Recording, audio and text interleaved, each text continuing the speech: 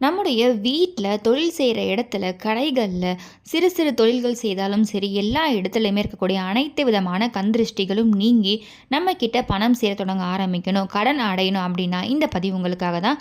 இதை நீங்கள் வீடுகள்லையும் செய்யலாம், தொழில் செய்கிற இடத்துலையுமே செய்யலாம். பொல்லாத கந்திருஷ்டி பொடி பொடியாக ஆகிடும். 1000 பேர் கந்திருஷ்டியாக இருந்தாலும் சரி அந்த அனைத்து கந்திருஷ்டியுமே பொடி பொடியாகிடும். வியாழக்கிழமை அப்படிலாம் ஞாயிற்றுக்கிழமையில செய்யுங்க. ஒவ்வொரு வாரமும் நீங்கள் செய்யலாம். இல்லைனா மாதத்திற்கு ஒரு தடவையாச்சும் கண்டிப்பாக அதை நீங்கள் செய்து பாருங்கள். உங்கள் கிட்ட இருக்கக்கூடிய அனைத்து விதமான கந்திருஷ்டியும் நீங்க ஆரம்பிக்கும். ரொம்ப ரொம்ப சக்தி வாய்ந்த முறை. கண்டிப்பாக ஒரு முறை செய்து பாருங்கள். உங்ககிட்ட பணம் சேருவதையும் கடன் அடைகிறதையும் நீங்களே கண்கூட பார்க்க ஆரம்பிப்பீங்க. பொதுவாகவே நம்முடைய கடன் பிரச்சனைக்கு காரணம் நம்முடைய கர்ம வினைன்னு சொல்லியிருப்பேன். நிறைய தான தர்மங்கள் செய்யுங்க, முடிந்த வரைக்கும் பறவைகள் விலங்குகளுக்கு தானம் செய்யுங்கன்னு சொல்லியிருப்பேன். அதே மாதிரி தான் நம்ம வீட்டில் இருக்கக்கூடிய கந்திருஷ்டி, கடைகள் இருக்கக்கூடிய கந்திருஷ்டி, இந்த கந்திருஷ்டியாலும் நம்முடைய பண வரவு தடைப்படுது. அது வீடாக இருந்தாலும் சரி, கடையாக இருந்தாலும் சரி, எல்லா இடத்துலையுமே கந்திருஷ்டி இருக்கும். நம்ம பொதுவாக வருமானத்தில் தடைகள் இருக்குது அப்படின்னா இந்த மாதிரி ஏதாச்சும் ஒரு விதத்தில் கந்திருஷ்டி கழிச்சுட்டே இருக்கணும். கல்லடி பட்டாலும் கண்ணடி படக்கூடாதுன்னு சொல்லுவாங்க. ஸோ அவருடைய கண் திருஷ்டிக்கு, அந்த கண் பார்வைக்கு அவ்வளோ ஒரு பவர் இருக்குது. அதனால் முடிந்த வரைக்கும் எளிமையாக நம்ம வீடுகளில் என்னெல்லாம் செய்ய முடியுமோ அது எல்லாமே செஞ்சு கந்திருஷ்டியை கழிச்சுட்டே வாங்க. அந்த வகையில் இன்றைய தினம் நம்ம முக்கியமான ஒரு கந்திருஷ்டி கழிக்கக்கூடிய ஒரு பரிகாரம் தான் பார்க்க போகிறோம். இது நீங்கள் அனைவருமே செய்யலாம், அனைத்து மதத்திலுமே நீங்கள் செய்யலாம். சிறு தொழில் செய்கிறீங்க, வீட்டிலேயே தொழில் செய்தாலும் சரி, இல்லை நம்ம வீட்டில் எப்பொழுதுமே பணவரவு இருக்கணும், வீட்டில் நிறைய பேர் வந்துட்டு போகிறாங்க, நம்ம வீடுகளில் கந்திருஷ்டி இருக்குது, கடைகளில் கந்திருஷ்டி இருக்குது, இந்த மாதிரி எல்லா இடத்துலையுமே இது செய்யக்கூடிய ஒரு எளிமையான விஷயம். ஸோ பொதுவாகவே பார்த்திங்கன்னா வீட்டுக்குள்ளே வராங்க அப்படின்னா, இல்லை கடைகளுக்கு வராங்க அப்படின்னா ஒரு சிலருடைய பார்வை ஒவ்வொரு மாதிரி இருக்கும். ஸோ இந்த பொருள் இவங்கக்கிட்ட இருக்குது, நம்மக்கிட்ட இல்லைன்னு ஒரு விதமான ஏக்கமாக நினைத்தாலும் அது கந்திருஷ்டியாக மாறுது. ஸோ ஒரு சிலர் பொறாமை எண்ணத்தோடையே வருவாங்க. ஒவ்வொருத்தருடைய எண்ணங்களும் ஒரு ஒரு மாதிரி இருக்கும். ஸோ அந்த எண்ணங்கள் நம்மளால் கட்டுப்படுத்த முடியாது. ஆனால் அவங்கக்கிட்ட இருந்து வரக்கூடிய அந்த ஒரு விதமான நெகட்டிவ் எனர்ஜின்னு கூட சொல்லலாம். இதை நம்மளை அட்டாக் பண்ணாமல், நம்மளை அஃபெக்ட் பண்ணாமல், நம்மளுடைய பாசிட்டிவ் வைப்ஸ், நம்மளுடைய வட்டத்தை சுற்றி எப்பொழுதுமே பாசிட்டிவ் வைப்ஸ் இருக்கணும்னு சொல்லியிருப்பேன். அந்த பாசிட்டிவ் வைப்ஸ் எப்பொழுதுமே அப்படியே இருக்கணும். எந்த விதமான நெகட்டிவ் எனர்ஜியும் கந்திருஷ்டியும் நம்மளை அஃபெக்ட் பண்ணக்கூடாது, நம்மளுடைய வருமானத்தை தடைப்படக்கூடாது அப்படின்றதுக்காக தான் நம்ம இதை செய்கிறோம். நிறைய விஷயங்கள் ஆல்ரெடி உங்களுக்கு சொல்லியிருப்பேன். அந்த வகையில் இன்றைக்கி நம்ம பயன்படுத்தக்கூடிய இந்த விஷயம் பார்த்திங்கன்னா, நம்ம எலுமிச்சை லெமன் பயன்படுத்தி தான் நம்ம செய்ய போகிறோம். இந்த லெமன் நீங்கள் வாங்கும் பொழுது எதுவும் பேரம் பேசாமல் அந்த லெமன் எவ்வளவோ அந்த காஸ்ட்டை கொடுத்து வாங்கிக்கோங்க. மோஸ்ட்லி 5 ருப்பீஸ்லேருந்து ஒரு 10 ருப்பீஸ்க்குள்ளே தான் ஒரு ஒரு இடத்துலையுமே இது மாறுபடும். ஸோ மோஸ்ட்லி பார்த்தீங்கன்னா ஒரு லெமன் 5 ருப்பீஸ் அப்படின்னு விற்பாங்க. இல்லைனா வெயிட் பொறுத்து நீங்கள் சேஞ்ச் ஆகும். ஸோ கொஞ்சம் நல்ல பெரிய லெமனாக பார்த்து வாங்கிக்கோங்க. முடிந்த வரைக்கும் இந்த கரும்புள்ளி எதுவுமே புள்ளி இல்லாத மாதிரி வாங்கிக்கோங்க. அப்படி இன்கேஸ் அப்படி தான் இருக்குது அப்படின்னா அதில் கொஞ்சம் கம்மியாக இருக்க மாதிரி பார்த்து வாங்கிக்கோங்க. இதை நீங்கள் வாங்கிட்டு 2 லெமன் தான் தேவைப்படும். 2 எலுமிச்சை எடுத்துக்கோங்க. இந்த மாதிரி சரி பாதியாக கட் பண்ணிக்கோங்க. ஸோ இதை கட் பண்ணும் பொழுது முழுவதுமே கட் பண்ணாதீங்க. கொஞ்சம் அடியில் இருக்க மாதிரி, அதாவது ஒட்ட கட் பண்ணக்கூடாது. ஸோ பாதி கட் பண்ணால் போதும். இந்த மாதிரி 4 பீஸ் உங்களுக்கு தெரியும். அடியில் பார்த்திங்கன்னா லெமன் இருக்கும். ஏன்னா ஃபுல்லாக கட் பண்ணக்கூடாது. இதுக்குள்ளே நம்ம ஒரு சில பொருட்களை ஸ்டஃப் பண்ண போகிறோம். 2 லெமனுமே இந்த மாதிரி கட் பண்ணிக்கோங்க. இதற்கு நடுவில் இப்போ நான் ஒரு சில பொருட்கள் சொல்ல போகிறேன், அதை வைங்க. ரொம்ப ரொம்ப ரொம்ப சக்தி வாய்ந்த ஒரு விஷயம். இதை நீங்கள் வியாழக்கிழமை அப்படி இல்லைன்னா ஞாயிற்றுக்கிழமை செய்யுங்க. இதை அடுத்து எப்படி டிஸ்போஸ் பண்ணணும் அது எல்லாமே நான் உங்களுக்கு தொடர்ந்து சொல்கிறேன். ஸோ இந்த மாதிரி கட் பண்ணதுக்கப்புறமா இதற்குள்ளே 2 பொருள் நம்ம வைக்க போகிறோம். ஸோ ஒவ்வொரு லெமன்லேயுமே ஒவ்வொரு பொருள். ஸோ முதல் பொருள் பார்த்திங்கன்னா மஞ்சள், 2வது பொருள் குங்குமம். ஸோ ஒரு லெமனில் குங்குமம் வைக்கிறீங்கன்னா இன்னொரு லெமனில் மஞ்சள் வச்சுருவீங்க.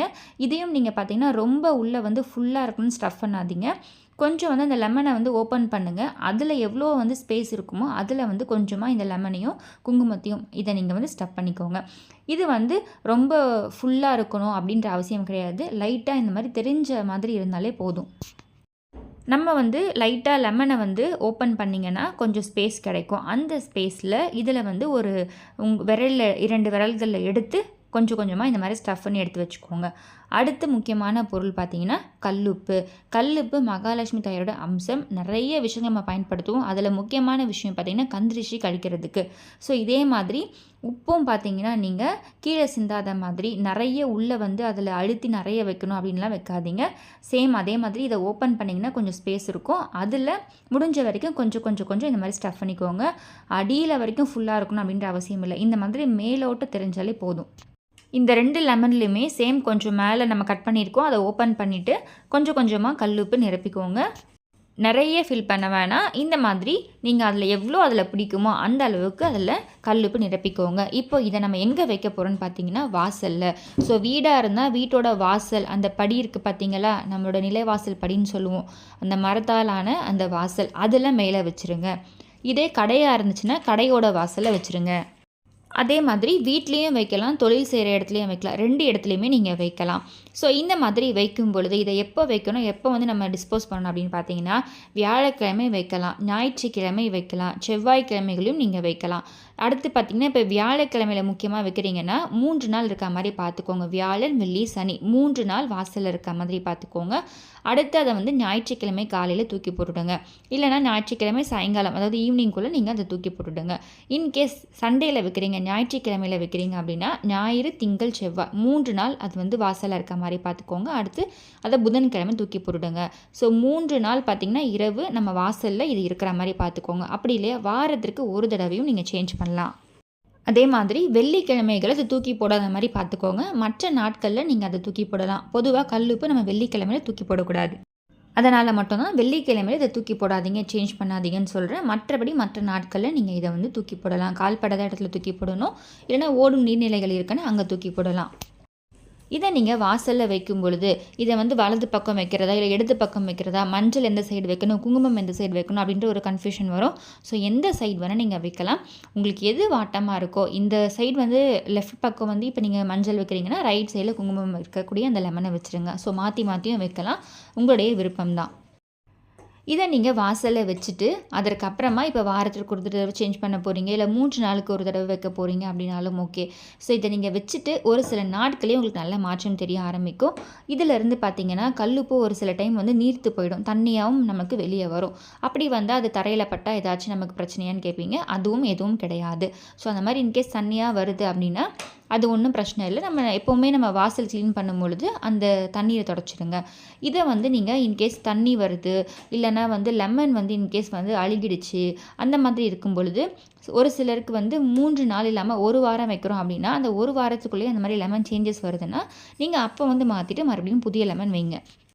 இந்த லெமன் பார்த்தீங்கன்னா நம்ம வீட்டுக்குள்ளே இருக்கக்கூடிய அனைத்து விதமான கந்திருஷ்டி, கெட்ட சக்தி எல்லாத்தையுமே உள்வாங்கி வச்சுக்கோம். கடைகளில் கந்திருஷ்டி இருக்குது, வியாபாரத்தில் வருமானம் தடைகள் இருக்குது, இந்த மாதிரி எல்லா விஷயங்களுமே உங்களுக்கு இது உள்வாங்கி வச்சுக்கோம். ஸோ அது மட்டும் இல்லை, நம்ம வீட்டில் தாண்டி வீட்டுக்குள்ளே வரும் பொழுது, நிலைவாசல் தாண்டி தான் வீட்டுக்குள்ளே வருவோம். அப்படி உள்ளே வரும் பொழுது எந்த விதமான கெட்ட சக்திகளும் வீட்டுக்குள்ளே இதை தாண்டி வராது.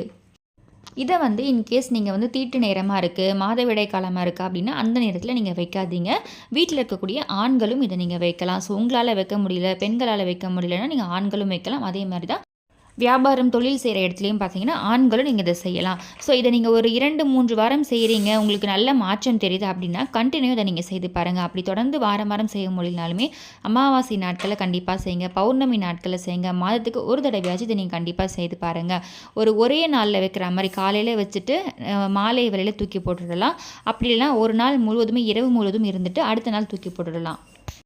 இது மாதிரியும் நீங்கள் செய்யலாம். ஸோ இந்த பதிவு கண்டிப்பாக உங்களுக்கு யூஸ்ஃபுல்லாக இருக்கும்னு நினைக்கிறேன். இந்த பதிவு பிடிச்சிருக்கு, இந்த பதிவில் ஏதாவது சந்தேகம் இருக்குன்னா கண்டிப்பாக கமெண்ட் பாக்ஸில் கமெண்ட் பண்ணுங்கள். இந்த பதிவு பிடிச்சிருக்குன்னா மறக்காமல் பிரீத்திஸ் ரெமிடிஸ் சேனலை சப்ஸ்கிரைப் பண்ணிக்கோங்க. பக்கத்தில் இருக்க பெல் ஐக்கானை கிளிக் பண்ணிக்கோங்க. ஸோ தட் நம்ம போகிற ஆன்மீக தகவல்களை மிஸ் பண்ணாமல் பார்க்கலாம், நோட்டிஃபிகேஷன்ஸ் வரும். நன்றி.